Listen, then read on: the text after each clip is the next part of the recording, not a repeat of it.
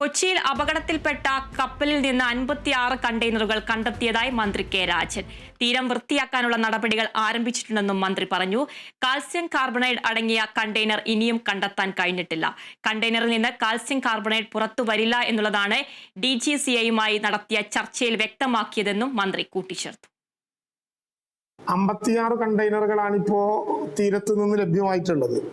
43 കൊല്ലവും 2 ആലപ്പുഴയും 13 തിരുവനന്തപുരവും. ഈ വിധത്തിലാണ് നമ്മൾ കാണുന്നത്. തീരം വൃത്തിയാക്കാനുള്ള നടപടിക്രമങ്ങൾ നമ്മൾ വളരെ വേഗത്തിൽ തന്നെ കാണുകയും ചെയ്തിട്ടുണ്ട്.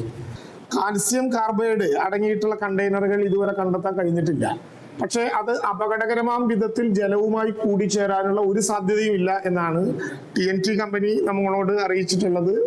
DG ഷിപ്പിംഗ് മുഖ്യമന്ത്രിയെ കണ്ട് സംസാരിച്ചപ്പോഴും ഈ കാൽസ്യം കാർബൈഡ് അടങ്ങിയിട്ടുള്ള സാധനങ്ങൾ വളരെ സേഫായി പുറത്തേക്ക് വരാത്ത വിധം അലൂമിനിയം ഷീറ്റടിച്ച് ഭദ്രമാക്കിയിട്ടുള്ള കണ്ടെയ്നറുകളിലാണ് ഉള്ളത്. അതൊരു കാരണവശാലും പുറത്ത് വരില്ല എന്നുള്ളത് കൊണ്ട് അങ്ങനെ ഒരു പേടി ഉണ്ടാകേണ്ടതില്ല എന്നാണ് പറഞ്ഞത്.